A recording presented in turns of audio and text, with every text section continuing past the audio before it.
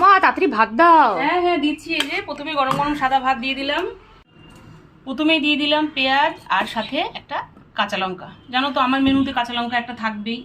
প্রথমেই পাতে পড়ে গেল লাল শাক, সাথে পড়ে গেল ঝাল ঝাল করে মানকচু বাটা, সাথে দিয়ে দিলাম নিরামিষ লাউ ঘন্ট,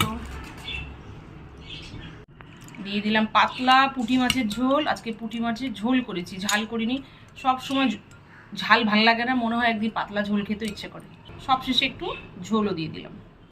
শেষ পাতে একটুখানি চাটনি না খেলে ভাল লাগে, খাওয়াটা মনে হয় অসম্পূর্ণ থাকে। যাই হোক, টমেটো চাটনিও দিয়ে দিলাম শেষ পাতে। প্রথমেই দিয়ে দিলাম লাউ ঘন্ট, কালকে একটু ব্রোকলির তরকারি আছে সেটাও দিয়ে দিলাম পুঁটি মাছের ঝোল,